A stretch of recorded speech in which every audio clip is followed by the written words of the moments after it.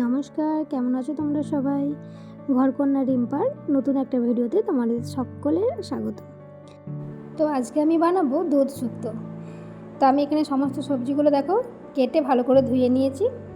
ওখানে রাঙা আলু বা মিষ্টি আলু যেটা আমরা বলি, এমনি আলু, বেগুন, গাজর, করলা, কাঁচা কলা, ডাঁটা আর পেঁপে। তো আমি কড়াইয়ের মধ্যে একটু শুকনো লঙ্কা, একটা দারচিনি, গোটা ধনে, গোটা জিরে, সরিষা সমস্ত কিছু ভালো করে ড্রাই রোস্ট করে নিয়েছি। তারপর এটাকে আমি একটু গুঁড়ো করে নেব, খুব মিহি করে গুঁড়ো করিনি। তারপর এবার নারকেলটা আমি কেটে রেখেছি, এটাও আমি ভালো করে নারকেলের দুধ বানাবো, পেস্ট করব। এটা বড়ি আমি বাড়িতে বানিয়েছিলাম। তো আমি এখানে সমস্ত সবজিগুলো একটা একটা করে ভেজে তুলে রাখবো। দেখো সমস্ত সবজি আমার কি সুন্দর লাল লাল হয়ে গেছে না? এবার এগুলোকে তুলে নিচ্ছি। তোমরাও এরকম লাল লাল করে ভেজে তুলে রাখবে।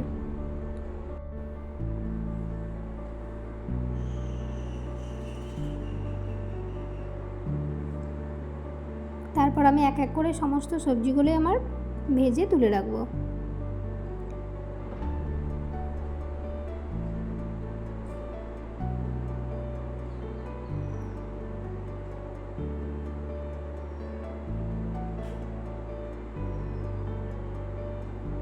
তারপর আমি কড়ার মধ্যে একটু পাঁচফোড়ন দিলাম, তারপর দেবো আদা বাটা।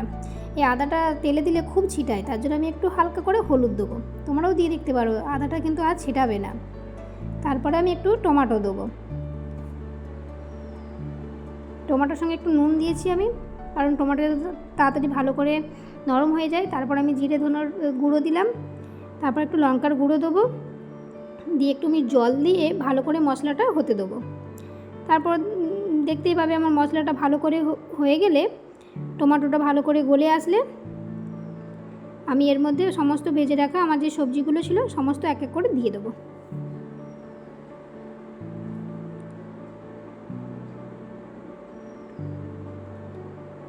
তারপর আমি ভালো করে মশলার সঙ্গে সবজিগুলো ভালো করে কষিয়ে নেব। এই সময় আমি গ্যাসের ফ্লেমটা লোতে রেখেছি, যাতে মশলাটা ধরে না যায়।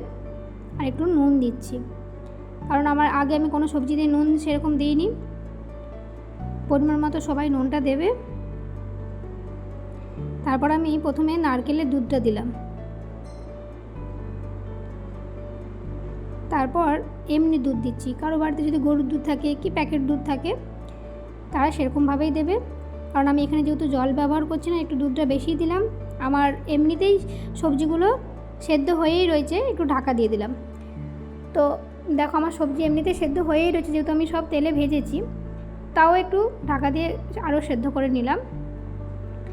আর এখানে ভাজা মশলাটা আমি দিয়ে দিয়েছি। এবার আমি বড়িগুলো অ্যাড করে দেবো। সবাইকেই বলছি তোমরা একবার এই শুক্তোটা বানিয়ে খেয়ে দেখো। এটা দেখতে যেমন সুন্দর হয়, এটা খেতেও কিন্তু অসাধারণ হয়।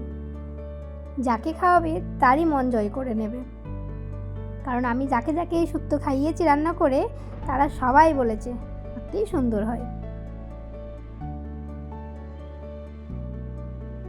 তারপর আমি এখানে 2 চামচ ঘি দিয়ে দিচ্ছি, যাতে এর টেস্টটা দ্বিগুণ হয়ে যায়। তারপর তোমাদের দেখিয়ে দিই, দেখো কত সুন্দর দেখতে হয়েছে না? আর আমি দেখিয়ে দিলাম কত সুন্দর সেদ্ধ হয়ে গেছে। তো আমার এখানে অলমোস্ট ডান। আমি এখানে শুধু একটু চিনি অ্যাড করব আর নামিয়ে নেব।